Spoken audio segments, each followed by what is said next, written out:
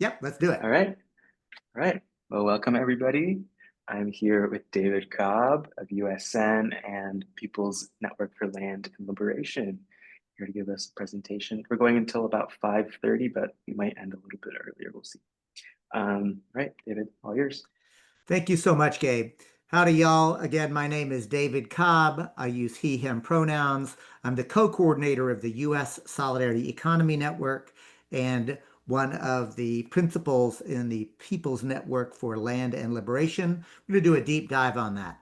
I also want to be really upfront, y'all. I'm a lawyer by training, but I'm a social change agent or a straight up revolutionary by avocation. I've sued corporate polluters. I've lobbied elected officials.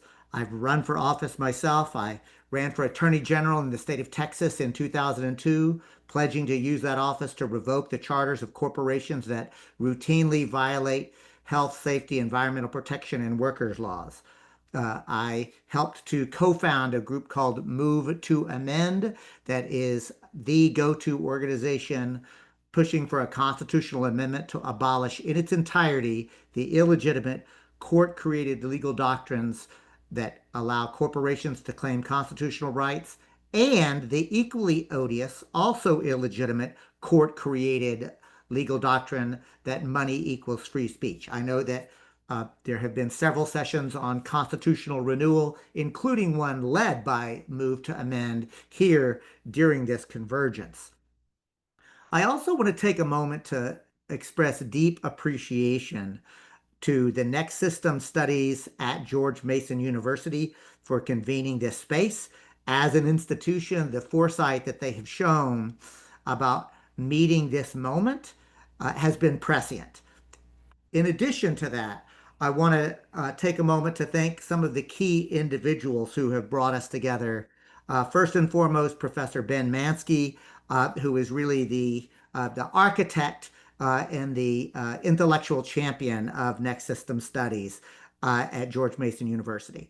But I also want to thank the people around him on the team, which includes April Donor, Gabe Gonzalez, Kelly Wilkerson, Dhruv Deepak. And these are just people that I know that I've been involved with. I'm sure that there are many others, but those are the ones who've really put their shoulder to the wheel to make this thing happen. With that, y'all, I want to get into this session, which again is taking the U.S. Solidarity Economy Network framework and then using the People's Network for Land and Liberation as an example of what that actually looks like. Because for us, this is not merely a uh, an intellectual exercise. I want to be clear that for us, what we recognize, y'all, is that we are in a historic moment. So the first thing I'm going to do is introduce you roughly to the solidarity economy framework. And before I do that, I've mentioned the phrase this historic moment. It is both crisis and opportunity. I'm not going to spend a lot of time here because I'm going to assume that if you have come to a next system convergence, that you already know that we are in a crisis moment. But I want to put a fine point on it because this is a historic tendency and trend. Big picture, I think we're in a polycentric crisis. It's not one crisis, it's both a series of and also interconnected separate but crises that all together make up a true system crisis. The first, and these are existential crises alone put together, no humans have ever faced what we're facing, just to be very blunt. The first, a full global ecological collapse. And by that, I mean it's not just the climate crisis. I mean the climate, I mean collapsing fish stocks, I mean ecosystems. I mean, we are literally destroying and commodifying Mother Earth faster than she can replenish herself. That has happened in areas across the globe. It has never happened everywhere all at once. And by that, I mean, let's just be clear. This is what happens with empire. Again, big picture, stay zoomed out for a moment. I'm going to assert my understanding of the big picture of human civilization, right? not the 90,000, 100,000 years that Homo sapiens existed before the enclosure movement. But what I'm going to say is there was a time when human beings lived in more or less ecological balance using traditional ecological knowledge, which is, by the way, science based on millennia of observation. And if we do this, then this happens. So whether you look at it from an eco-spiritual feminist perspective or a hard science perspective, or like me, you say those are both completely reasonable and valid ways of looking at the reality of the situation. What I'm getting at is there was a time when humans were in balance with nature, playing our appropriate role. The first big shift, I would assert, began during totalitarian agriculture. And that's a hat tip to Daniel Quinn, who wrote The Story of Bee, Ishmael, and a whole series of books. Because it's not just agriculture that's the problem, it's totalitarian agriculture. It's the idea of doing agriculture in a way that you go to war with the rest of Mother Earth and nature, and you enclose sections only for yourself or your tribe, as opposed to the indigenous perspective, which always looked at that there was enough for everybody. And that included not just people within the tribe and other humans, but our cousins, the bear and the salmon, and our second cousins, the redwood trees and the sycamore, and our, etc. Right? All of life was in balance. The enclosure movement began to shift that. Then the enclosure movement, big picture, shifts in to feudalism, which is where not only have you enclosed, but now you have a group of aristocrats or so-called aristocrats, a predatory class that claims that they are in control of and have the authority through the divine right of kings, by the way, to assert that power and privilege. Then that morphs into a type of mercantilism. Then that morphs in to the beginning of capitalism, which morphs into industrial capitalism, that morphs into finance capitalism. And by the way, about 12 years ago, for the first time in human history, the idea of zeros and ones in finance became more valuable than the actual commodities and things to begin with, right? So I'm just saying this is just an extraordinary idea. So that's finance capitalism. And now we're beginning into techno feudalism. With What Killed Capitalism, of course, is the name of a famous book by Yanis Varoufakis. So the ecological collapse, it's not coming, it's here.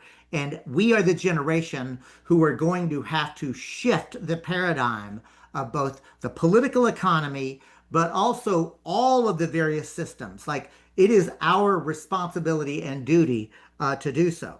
So this ecological collapse is existential. But wait, there's more, because there's also a crisis of capitalism itself. And to be clear, the crisis is that capitalism is no longer merely in the late stage, which you may have heard some leftists describe. And I used to, 5, 7 years ago, would have used that phrase. Now I believe that we are in end stage capitalism. Because remember, and we'll get into this, the way that capitalism operates, basically it depends upon extracting the surplus value of the labor of workers in order to generate profit for the owning predatory class. My point is this, y'all, that in this historic moment with automation, robotics, technologies, and artificial intelligence, we're heading into, if not completely labor-less production, very few workers are actually needed. And so, whether we like it or not, whether we think it's a good thing or not, we are watching the end of capitalism. But I don't celebrate that because, again, I see techno feudalism coming next and explicit outright fascism coming next. So, unless, that is to say, we interrupt it with a new system. This is again why I'm going to lift up the Next System Studies project, then studies and the Next System project that I know George Mason, Next System Studies, and the Democracy Collaborative are collaborating on together. We need a new system. And so, with that, I want to take one moment to introduce the definition of capitalism. And a lot of people think that capitalism is so incredibly challenging. Oh my gosh, there's no way to get people to understand it. It's so complicated. I disagree.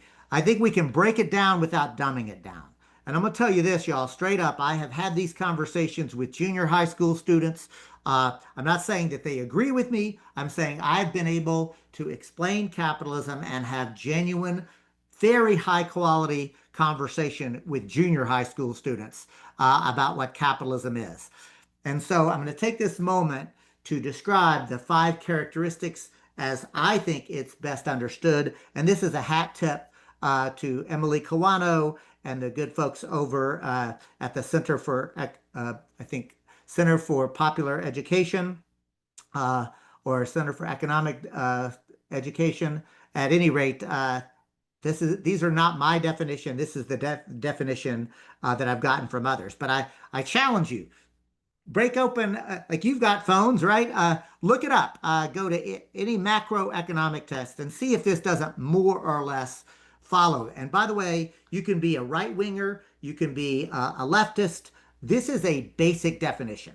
Five characteristics. The first, the private ownership of the means of production, what many economists call the MOPS. Means of production just means the factories, the farms, the ranches, like any of the things that it takes to actually produce goods and services.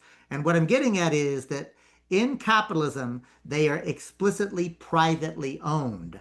And this is why I will call it a predatory class, where they are literally claiming the authority to own and make decisions about how much and what kinds of goods and services are provided, what the costs are, etc.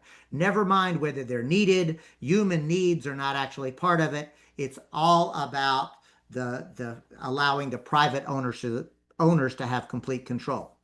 The second characteristic is wage labor, which is to say, I believe that human labor is sacred. It is putting me, it is human effort. And understood properly, we all have gifts, we all have abilities, we all have interests. And in a well balanced society, we would all be figuring out what our gifts are, how to offer them, and how to offer them in a communitarian, collective way for the betterment not only of ourselves and our families, but the entire community in balance with Mother Earth. That, by the way, is how human beings existed for about 90% of the time we've been on planet Earth.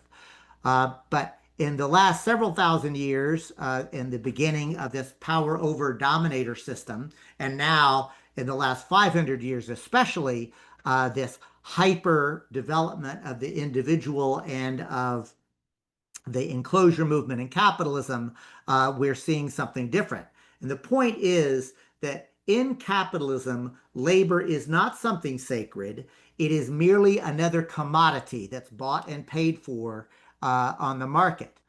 That brings me to number three, that profit maximization is the reason that you do everything and anything. That's the only reason that you would actually engage in commerce. Again, that's not how human beings engaged in either commerce or production of goods and services for over 90% of the time that we have been on planet Earth.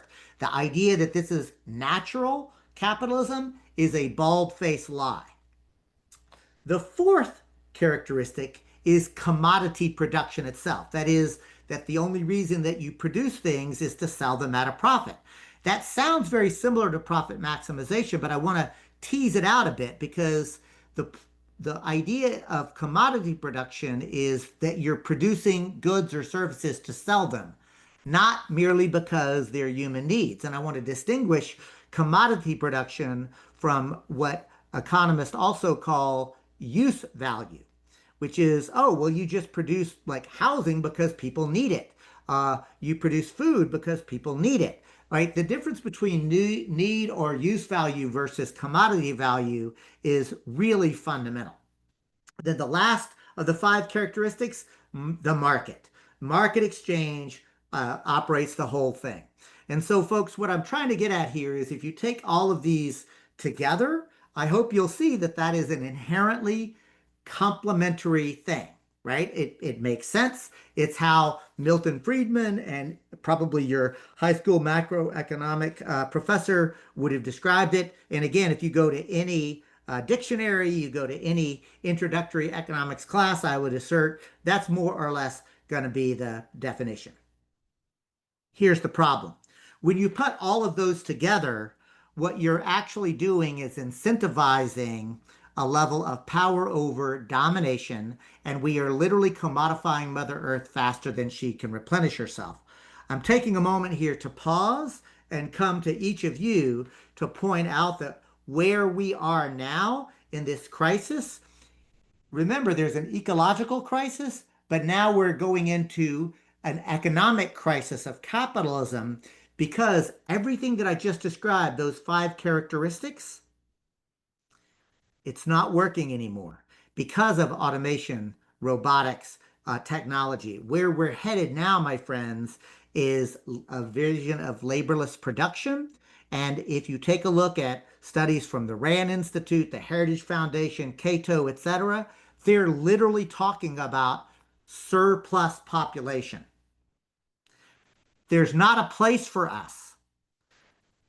The predatory class sees what I am describing, and they've got a plan, and that plan is to either lock us up or kill us. And that's why the fascism that is growing today, and I'm going to be very explicit here, y'all. I do not think fascism is growing or coming. I think fascism is here. I think that what we are seeing, the current Republican Party and the MAGA movement are not your father's Republican Party. This is something completely different. And it is a global phenomenon, whether it's Bolsonaro in Brazil, Modi in India. I can go down the list. They're popping up all over the world, and it's going to be up to us to actually do something about it. So I'm going to pause and take a quick look at the chat and ask Gabe if there is anything that you are seeing here that we need to address that has come through the chat before I go on to the next one. Yeah, there's been some comments, not no questions yet. Can you see the chat, I can now, David? yes. Thank you. Okay, yeah. So I'm looking at this, and I would really want to thank PG, whoever that is, the end of capitalism, not end of work, continuing to give people a non-market validated job guarantee as a way to build and rebuild their communities as a protection against techno-feudalism that you would get, for example, in an Elon Musk consumer bot UBI. So I'm not going to pick that apart other than to say, PG, on the big picture, completely agree with you that at the end of the day, what we need is that new economic system, and I completely agree that universal basic income is part of that. And then Alex has included conversion of profit to capital for investment as number six. Love that addition, Alex. Again, we could, as you know, Karl Marx wrote tomes. One of them, Capital itself, goes into it. So we could go and add to this. I do not disagree with number six, that part of the characteristics of capitalism is converting profit to more capital to invest to continue the process, right? So yes, and we could continue to yes, and many of them, but I just want to make sure that folks are seeing capitalism is actually quite easy to understand. And the problem is taken together, y'all. This is the ideology of the cancer cell. It is going to grow, it attempts to grow and grow and grow. And just like cancer, it will grow until it destroys its host. And what's particularly worth noting, look, I'm old. I'm 62 years old. I was active in the global justice movement, as was Professor Mansky. By the way, a hat tip, that's where he and I met. But we fought against this sort of encroaching way of trying to completely change the way goods and services are produced all over the world. And the reality is we fought valiantly. We had some victories, but we ultimately lost. The whole neoliberal model now is how most of the entire world, it's been imposed on them. It wasn't chosen, but it's been how it's been imposed. So there are no more markets to go to. There are no more ways to solve this problem, which is why austerity is closing in on itself. So, friends, the next thing that I want to do in terms of this particular session is then to go to the next phase, which is to think about economic systems. Can we reform capitalism? And I would argue you cannot, because the definitions that I've just described, or you can reform capitalism, but if you have capitalism and those characteristics are still in effect, we're still going to destroy the planet.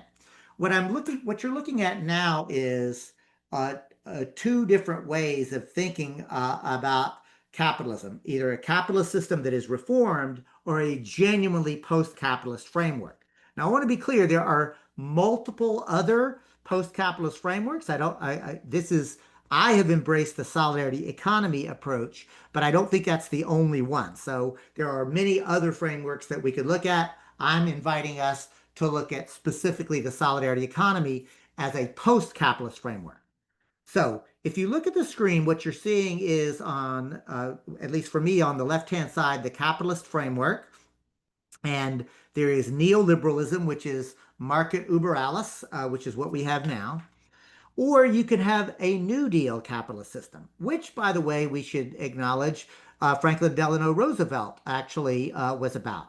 And remember that for all the folks who like to lift up FDR, and I would absolutely agree that FDR made people's lives a lot better, at the end of the day, he was still a capitalist. In fact, FDR famously said to capitalists, I don't know why you're so mad at me. I saved capitalism, and he's right.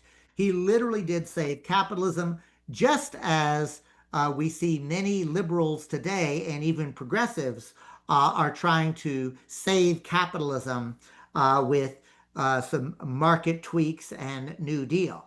But then the third category is social democracy itself, which would still allow the private ownership of the means of production, but there would be great improvements. For example, I would argue that what we see in the Scandinavian countries, a very much better standard of living for both the worker and the average person. Way better environmental protection laws, way better worker protection laws, way better quality of life, healthcare. You go down the list, it's all better, but it's still a form of capitalism.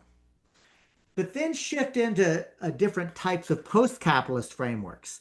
And notice the purple, the solidarity economy, embraces two different forms. One are democratic forms of socialism, and the other is other solidarity type frameworks. Again, the solidarity framework, as we'll talk about, is genuinely pluralistic. It's not a one size fits all. It's not dogmatic. It is literally part of the definition is a pluralistic approach. The third type of post capitalism is authoritarian state capitalism.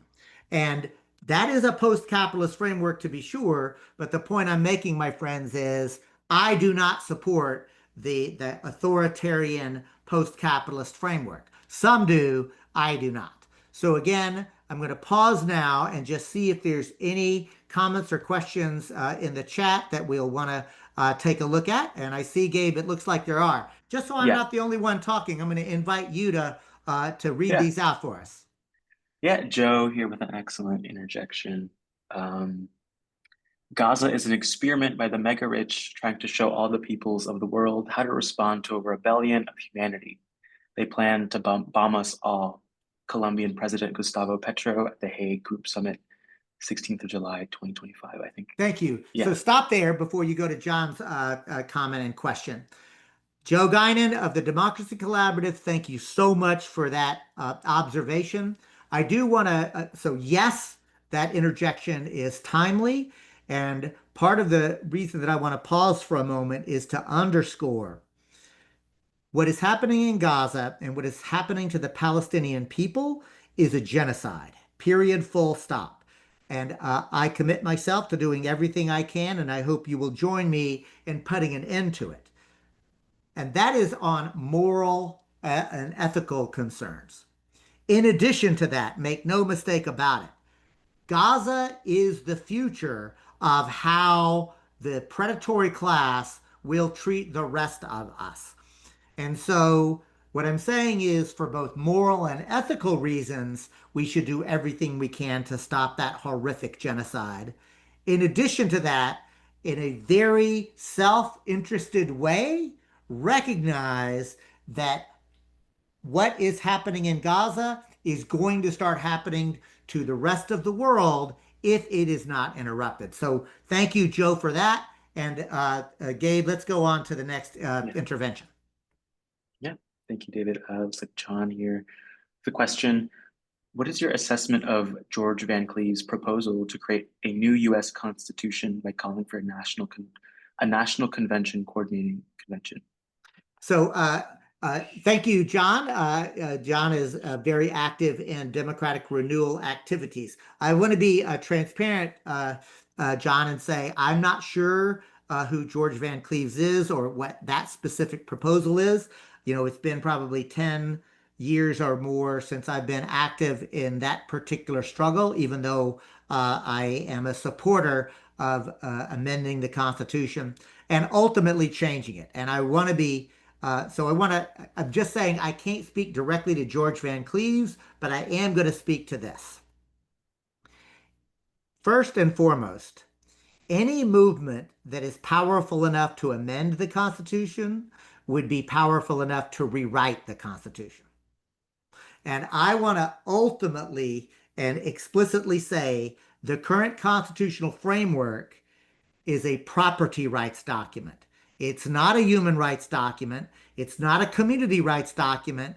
It's not a document grounded in ecological sustainability, and it it can't even begin to comprehend the indigenous worldview of reciprocal relationships. At best, it's a rights-based document. It's not about the reciprocal responsibilities, not only that humans have, but that life itself has. So again, John, I am 100% in agreement that we need a new constitutional framework because, after all, the U.S. Constitution or any constitution is the supreme law of the land, right? And so, what we're getting at here is this current document is a property rights document. It has been improved, and I've been parts of efforts to improve it, and I absolutely want to do that. But the movement that I want to be part of is one that centers human rights, but also earth rights, and gets us back to the reciprocal right relationship and balance with Mother Earth that we had beforehand. So, in essence, what I'm saying is yes to a new constitutional framework. I can't speak to Mr. Van Cleves because I just don't know about it. Dave? Yep. Thank you, John, for that question. Great. Let's see. Oh, and John's gonna be sure to follow up with you, David, via the Okay. chat. Yeah. Let's see, Rachel. I like that social democracy is not being held up as the goal because the Nordic countries get to have nice things off the backs of suffering people elsewhere.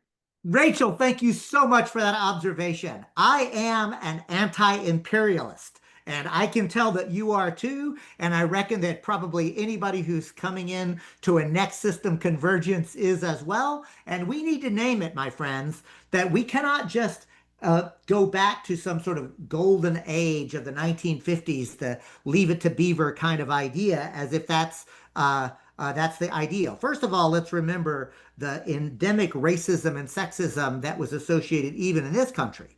And let's be clear that that entire existence was predicated upon the pillage and plunder and rapaciousness to the rest of the global South, most of whom are black and brown skinned people. At the end of the day, a new system or the next system must be global in its reach and understanding, and it must be both democratic and ecologically sustainable and explicitly anti oppressive. And that means feminist. That means democratic. That means power with. That means collaborative. So, Rachel, thank you for lifting at that point. Gabe, was there anything else, or should I continue with the presentation?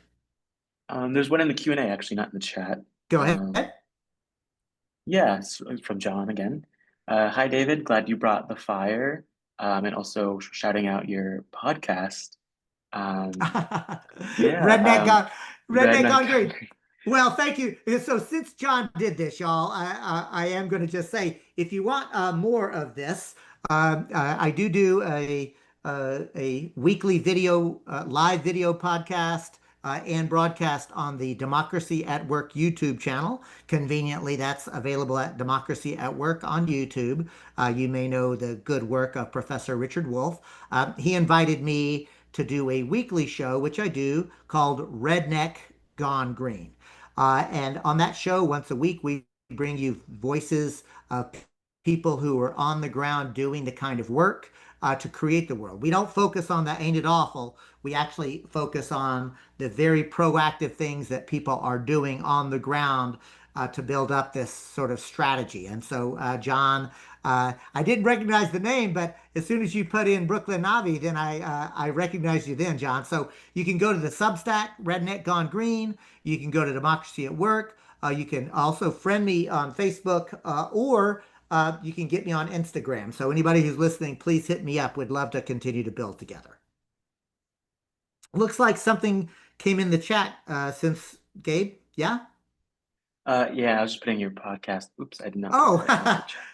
Yeah, right on, right on. let me Okay. try Well, look. one more time. So while Gabe There puts we go. this in the chat, I want to thank you for populating this conversation in the chat with some astute observations as well as uh, the questions. So as Art Linkletter said, keep those questions and comments coming, and let's make this as participatory as possible. Y'all, the next thing I want to do is cover a big picture idea, and that is the notion of non-reformist reforms. I am a revolutionary, and I know the world that I want to live in. I know the world that I live in now, and I don't think you can't just jump into that new world. So the strategy that I approach, and that I think that the solidarity economy is best at, is an effort to say what can we do right now that is winnable, that makes people's lives better as a reform, but doesn't just stay at that reform level. In other words, uh, how can there be reforms that are also designed to undermine the logic and the power of white supremacy and capitalism and heteropatriarchy and settler colonialism and empire? And that's the where I want to get us to, is to get us thinking more and more about what that approach looks like. And with that, my friends, I want to definitely go into, oh, well, here it is. These are the different capitalist models: neoliberalism, market good, state bad.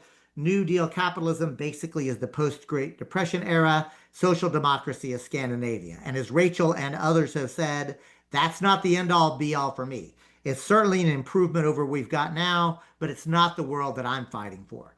And I do want to say, as I hope you've heard, I believe this current system is dying. And I'm not fighting to save this dying system. I, like you, am fighting to create a new system. And this is the point on why this matters. It's not just an intellectual exercise. I would argue that a lack of clarity about what capitalism is can easily lead us to just reform capitalism and thereby unintentionally strengthening it. In other words, New Deal capitalism or New Deals saved capitalism. I also want to point out that clarity about our long-term vision helps to ensure that a solidarity economy is truly transformational. Uh, and for example, any Green New Deal should include solidarity economy practices. Now, this next slide is just as I've described the articulation of what capitalism is. A solidarity economy framework articulates a post capitalist world. It is premised on solidarity, it is premised on democracy, not just economic democracy, but truly power with. It is equity across all dimensions, ecological sustainability, and pluralism itself. And I'm going to take a moment to say the pluralism, in essence, just means it's not dogmatic. We do not believe that there is one right way to get to this post capitalist world. There can be many paths up the mountain, but we are not pluralistic about, oh, well, maybe we shouldn't reform capitalism. Again, it's pluralistic about how to achieve this vision for a new world, not whether it is possible or whether we can do it. Okay, I'm going to take a moment on this slide to just point out that the solidarity economy already exists even in the existing economy. And as we at the U.S. Solidarity Economy Network say that's a huge foundation upon which to build. And if you'll notice, there are five different categories that these are grouped into. The first is just the production and reproduction of goods and services. The second is how to distribute and exchange those goods and services. The third is the idea of consumption. The fourth is finance. And then lastly is governance, right? Those five characteristics or groupings, again, come out of how economists look at different types of political economies to think about what it can look like. And then now what I'm going to do is if if I had others, we would get into small groups right now, but I think I'm just going to go through and encourage you to think about where in your community are you seeing these kinds of activities, worker owned cooperatives, do it yourself activities, care work, much of which is gendered and basically unpaid, community gardens, mutual aid that proliferated around COVID, but remember has been happening throughout the earth since humans came on the scene. And lastly, community production centers that are beginning to prop up, maker spaces, fab labs, and so forth. All of those are ways to produce and reproduce in ways that are not explicitly capitalist. But wait, there's more. Think about ways of distributing and facilitating the exchange of goods and services that are post capitalist. There are things like social currencies or officer needs markets, is a good example. Time banks, fair trade, toy and tool shares, and little free libraries that are popping up. In terms of consumption, again, this is instead of just producing goods, these are as a consumer how you're actually receiving them. There are things like community land trust, resident owned communities. Many of times these could be operating as limited equity housing cooperatives or other types of ways of housing. But there's also food cooperatives and consumer cooperatives. And we could add on to these, but I'm just pointing out look how much of this is already beginning to happen. I'm going to hit two more. Finance, again, we have been taught to think that capitalism and the market are the only ways to properly do financing, but it's simply not true.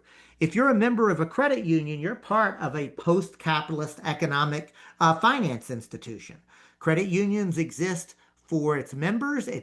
They're not privately owned. And in fact, the benefits are supposed to inure to all of the participant or to the members, and they're democratically controlled. So you could literally run for the board of directors of your credit union. But wait, David, there's I want to yeah. interrupt, but you were frozen for about like 20 seconds. Oh no, Um, where should I go back to? um, Consumption at the beginning of Consumption. consumption. Yeah. So I'll just go and thank you for that. And I apologize. One of the benefits and privileges of living in a rural community is sometimes the internet is not as good as it could be. So I'll circle back to consumption. In essence, what we're talking about are things like community land trusts, limited equity housing cooperatives, food cooperatives, and other consumer co-ops. And there are also producer co-ops. So again, there are multiple different ways to think about how that operates. Then we went into finance, again, credit unions. And Gabe, did folks were folks able to hear me when I talked about credit unions? Like right when you started. Great.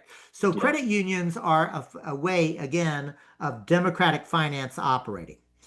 But there are other examples of post-capitalist finance, like peer lending, community loan funds, direct public offerings, and public banks. And a shout out, I am proud to be a member and a co-leader of the California Public Banking Alliance, where we passed the first law in over 100 plus years that enables the creation of local or regional public banks. And if you're not familiar with public banks, that deserves a deep dive, just like universal basic income or participatory budgeting. There's so many of these that all deserve deeper dives. But the fifth sector that I really want to lift up is the idea of governance itself. And again, this is the way of thinking about the commons, but participatory budgeting and community governance, public sectors and schools, there are policies that can be used that actually build this together. And where I want to end is, at least on this section, y'all, is as a leftist myself, progressive, however you talk about it, so many of the things that we strive for are oftentimes theoretical. And theory is critically important. But I want to say, oftentimes, I have been involved in efforts that are theory in search of a practice or theory that we're trying to get people to practice. What has excited me about the solidarity economy approach is that it is practice in search of a theory. In other words, it's happening in thousands of places across not only Turtle Island in this country, but across the world. Our job is to connect them together into a coherent system, right? Again, that's why the next system framing is so exciting to me, is because we need, and I think the solidarity economy framework is the best post-capitalist political economy framework, but I also deeply appreciate that we need a system that is completely new and different. So, Gabe, I'm going to pause for a moment and see again anything in the chat that we should address. Yeah, there's a few things actually. Sam here with a question. I think this is actually for your last section, not this present one. But for specificity's sake, could we incorporate the US's copying of the Iroquois Confederacy Ah, oral Great Law of Peace into our analysis? And how the US subverted those principles in its implementation towards the end of property rights. Sam, thank you so much for that profound intervention and interjection and say yes, 100% yes. The Haudenosaunee people, often called the Iroquois, and their confederacy was in fact the model by which the U.S. Constitution was based, broadly speaking, but it was perverted into a property rights approach. And so you are so on point to remind us about that and to lift it up because remember that the indigenous worldview was that of the seventh generation, right? So not only was it a structure that is confederated and decentralized, but it also had at its core the idea that any decision that's being made, you had to consider the impact of that decision seven generations down the road. Now, I want to just stop for a moment and point out that in the current economic framework, the we're talking about quarterly reports, like literally once every 3 months. That's the extent to which long-term planning is taking place in our political economy. You know what seven generations are, my friends? It's about 200 years. I want you to think about that for a moment. What would our decisions be like if every economic decision, every social decision, every big picture decision really uh, was premised on what impact will this have on the generation of humans that are going and life itself that are going to be here 200 years from now? So, Sam, thank you so very much for that intervention. Gabe, any other comments or in the chat? Yeah, yeah. Another in the Q&A by Thomas. It's a long one, so let me get ready here. What are your current thoughts about the following options for addressing inequality relative to traditional strategies, such as more progressive taxation and income redistribution? Examples here being various forms of universal basic income, various forms of universal capital ownership, more specifically, taking maximum advantage of the generational wealth transfer already underway due to the aging of baby boomer business owners approaching retirement, but with no clear succession plan.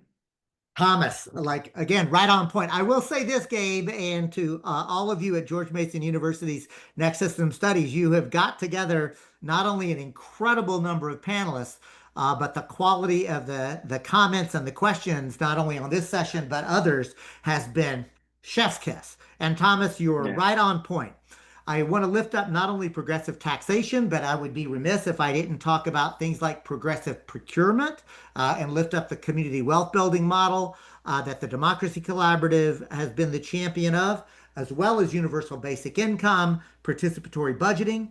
so yes, and, right? Again, it's a pluralistic approach. I think that what we need to do is democratize the economy itself. And that approach is 100% on point. And Thomas, you are correct. We are living in the largest generational wealth transfer that has ever happened in human history. We're talking about multiple billions. It might be as much as $1 trillion are about to change hands.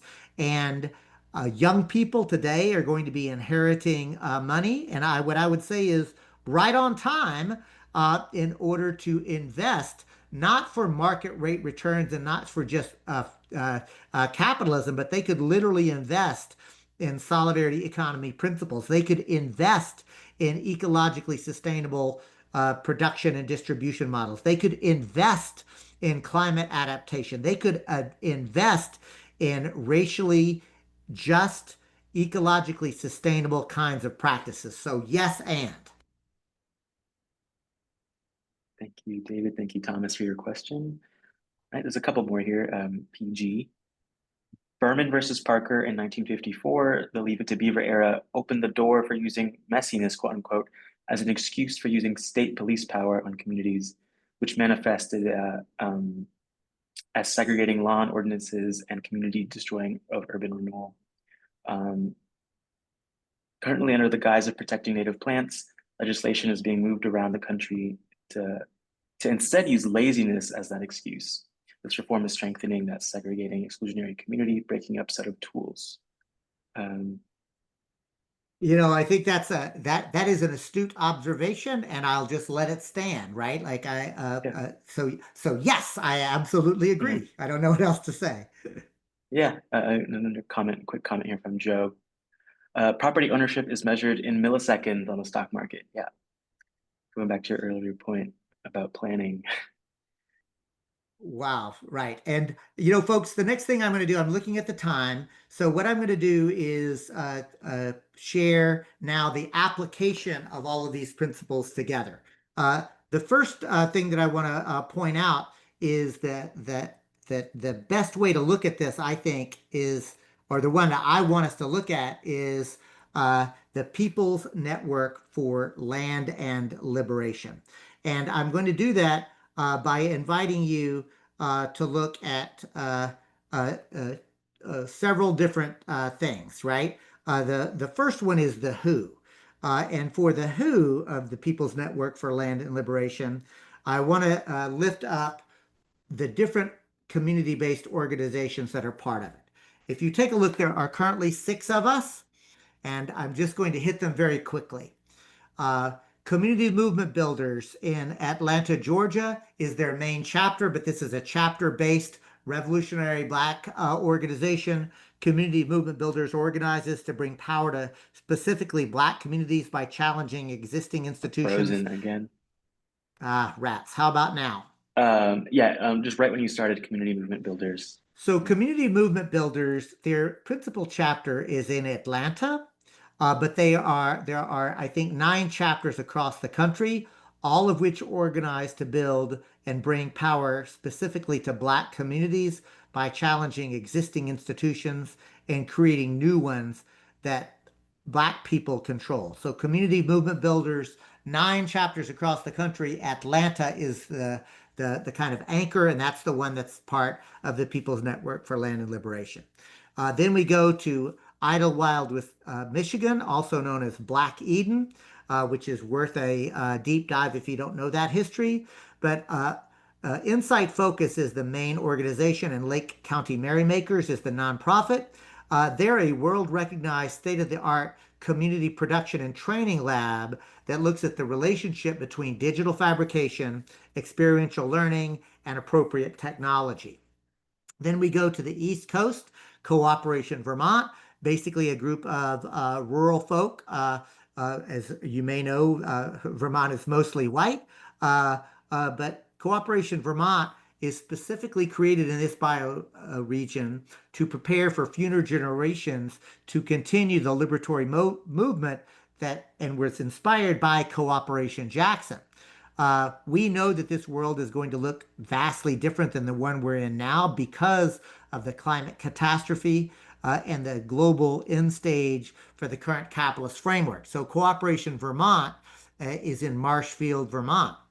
Then we'll go next to Cooperation Jackson in Jackson, Mississippi, the heart of the Neo-Confederacy. Jackson is about 85% Black, but surrounded in Mississippi it's the capital of the state of Mississippi, including, by the way, Neo-Confederate forces of that state, both at the congressional representation level, but also the state legislature.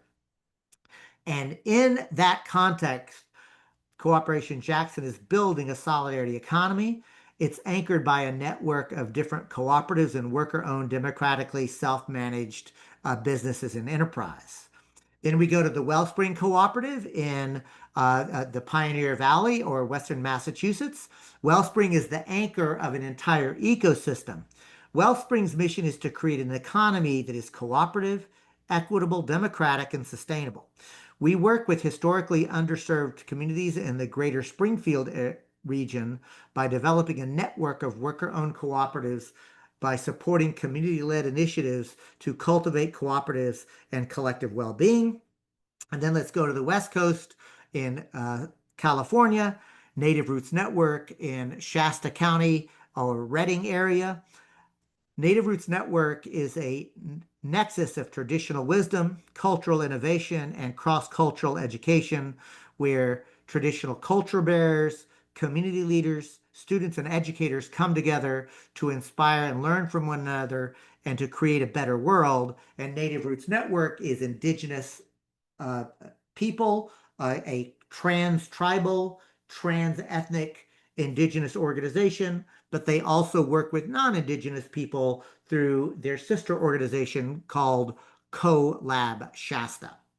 And friends, the reason I wanted to go through that is I want you in your mind's eye to imagine the Turtle Island, the North American continent, or the US of A continentally. What you're talking about is Pacific Northwest of California, uh, uh, Western Michigan, Vermont, Western Mass, Atlanta, Jackson. That's where we're starting. We're doing this as proof of concept. We plan not only to grow the PNLL, but to propagate the ideas of our program. Uh, in other words, we don't claim any insight into, oh, this is something that unique. Everything that I'm about to go through, I would argue others have done, but we're putting it together in what we think is a unique transformational way. We like to say what we're doing is a special sauce, but we don't want it to be a secret sauce. We're trying to share that with everybody and encourage you to take our recipe and apply it in your own community and adapt it. Like my mama was from Louisiana, right? So she had a kick-ass gumbo recipe. But it's not the only good gumbo I've had. I've had lots of good gumbo. And each recipe ideally takes into account local circumstances. You know, the Irish would call it a stew. Texans might call it a chili. What I'm getting at, y'all, is what I'm about to describe is a way to create a recipe for a post-capitalist economic framework. But before we go into that, Gabe, I want to pause for a moment and ask once again, do we have any sort of next steps that we need to take a look at? Or in the chat, that is. I was muted. Okay. Since this past section, there haven't been any questions, but I can address the freezing. It looks like that's only on my end, actually, not disappear. The other participants are seeing that freezing. So I'll keep that in mind if that happens Oh, again that's next that's time. great. Thank you Yeah. to whoever shared that. And again, I want to encourage you, whether you want to use the Q&A or the direct chat, to continue to do that. What you're watching, I hope, is that Gabe is actually walking people through that and monitoring both of those, for which I greatly appreciate Gabe's good work. So the next thing that I want to do, my friends, is take us directly into uh, the um the 5-point program of the People's Network for Land and Liberation. And what you should be looking at now is a slide that shows all five of those. I'm going to start at number one, decommodifying land, and go through each of the five. And again, I every one of these five things are happening you across the country. What makes PNLL, or the People's Network for Land and Liberation, rather unique is that we're putting it all together at once, specifically in local communities, to create what we call liberated zones, or self-governing communities that can survive the coming collapse. First, land. It always starts with land for us, and that land is for both housing as a human right, but also for food production and distribution. And whether you talk about food production from the lens of indigenous food rights and pathways, whether you look at it as permaculture, it doesn't matter how you look at it. What we would argue is we need access to land to both feed ourselves and house ourselves, but also in order to practice and return to and learn or relearn traditional ecological knowledge and practices to get back into balance. The second part of our 5-point program is to establish community production centers using digital fabrication, laser precision technologies, the most cutting edge ways of producing goods and services. Uh, uh, and instead of waiting to seize the means of production, or the MOPS, instead, we can create the means of production at the local neighborhood level, and we can do so in a way that small scale manufacturing can be done literally at the neighborhood level, at the community level. Which leads us to number three, the incubation of worker-owned cooperatives. And one of the things that we say, friends, is we do not incubate worker-owned co-ops merely for the sake of co-ops. Although co-ops are good, right? You can fire your boss, your life is better, you can have a much better life. But if all you're doing is that co-op, capitalism continues, the rapaciousness goes uninterrupted. So we create worker-owned co-ops in order, yes, to produce and distribute goods and services, and also to learn how to make and implement decisions in a democratic fashion, to understand how to have successful businesses and how to produce things within the current system.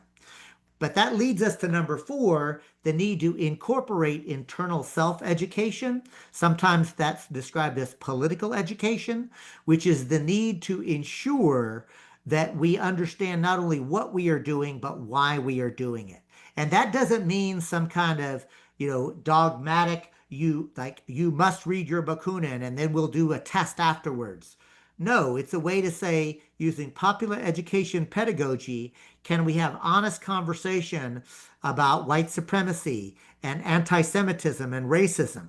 Can we have honest conversation about why is it that social reproduction is almost always gendered, quote, and women or femmes are expected to do it and then basically to do it for free? Can we interrupt, and how can we interrupt both white supremacist thinking and attitudes as well as sexist and patriarchal ones? So this self-education, again, using popular education pedagogy, is absolutely critical to what we're doing.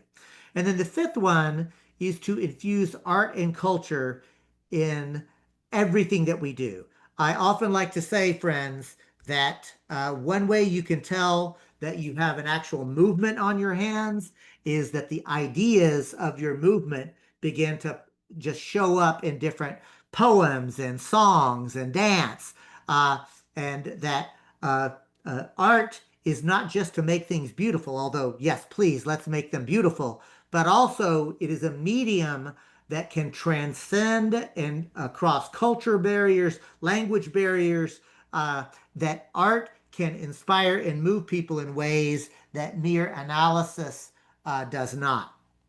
And I want to take this opportunity to lift up. I've got many mentors. I would consider Ben Mansky one of my mentors, by the way, even though I think about a decade younger than me.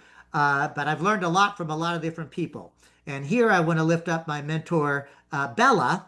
Bella was present whenever I was describing to a group of folks how, as a revolutionary, I know the importance and the need for artists in a community, and that art is transformational and it's got to be part of what we do. And then I said, of course, I'm not an artist, but, and Bella, coloring on the floor, 5-year-old Bella interrupts me to say, without missing a beat, "Everyone's an artist, David."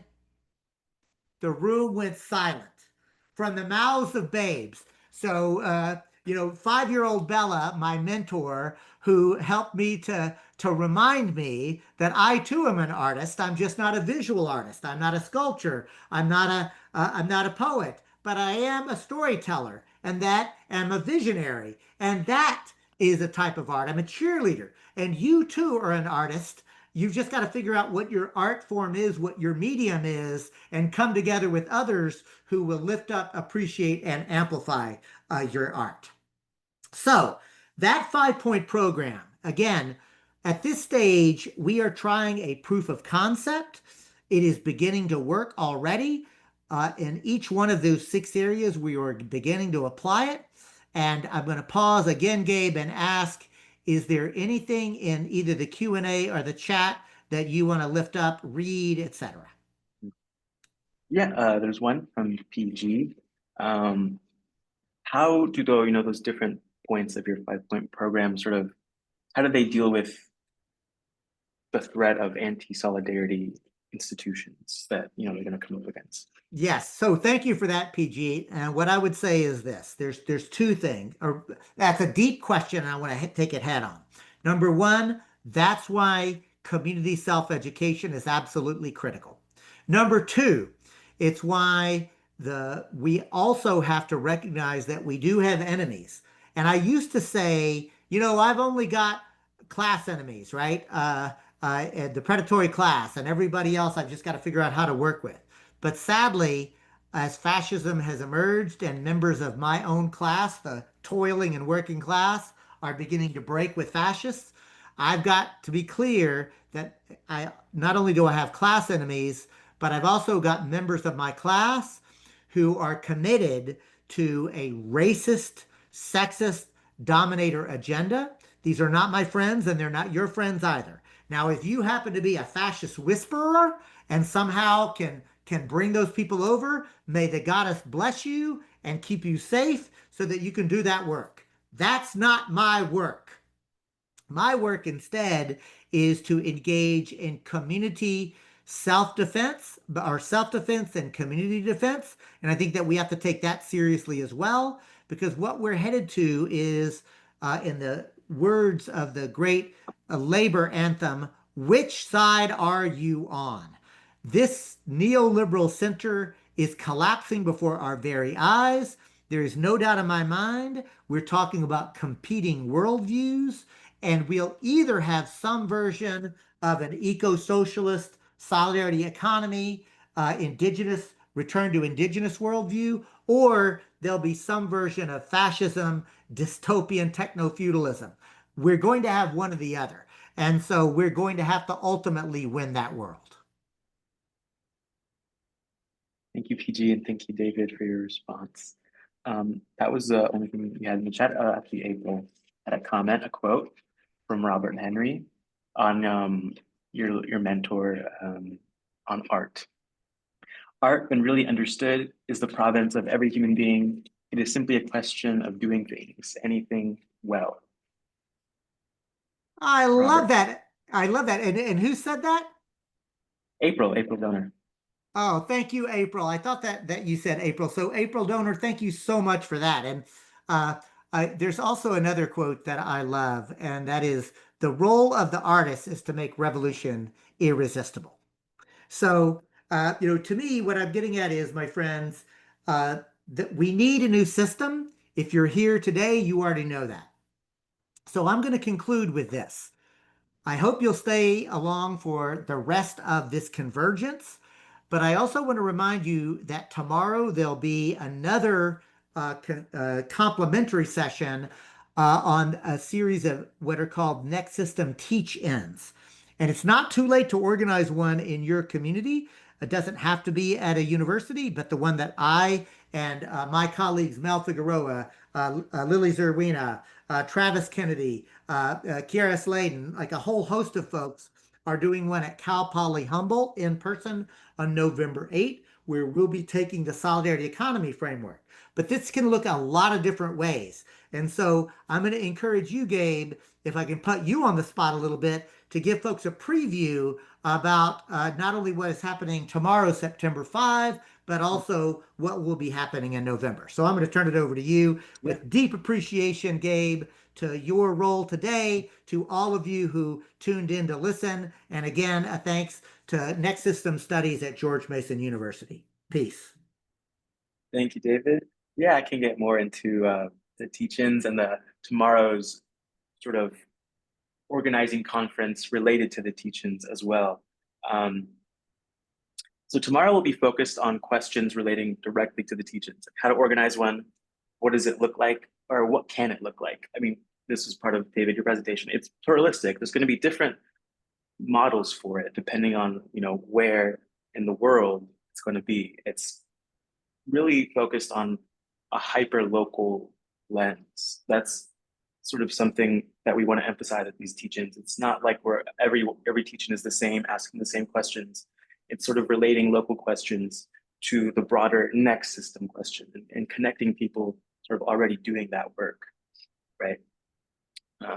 Yeah, so that'll be tomorrow. I believe the first session starts at 1:30 tomorrow. And the teach-ins also, if you are interested, nextsystem.org, there's like a tab, teach-ins. You can fill in the form. We'll get back to you with more information on what the teach-in, what next steps are for a teach-in where you are, or if you're interested in helping out, anything like that. Yeah. All right, y'all. Well, with that, we're going to conclude this session. And what's coming up next, Gabe?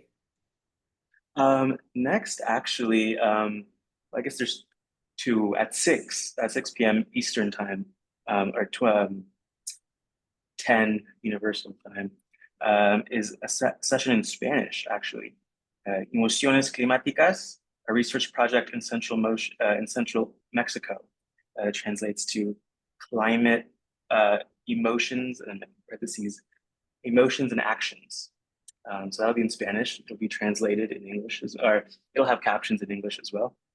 And then following that session at 7 p.m. Eastern or 11 Universal Time is Chicago, DC, LA, Nonviolent Resistance and System Change, which will feature Ben Mansky, who's been brought up a few times already, April, who is in the chat today, Joe as well, who's also in the chat.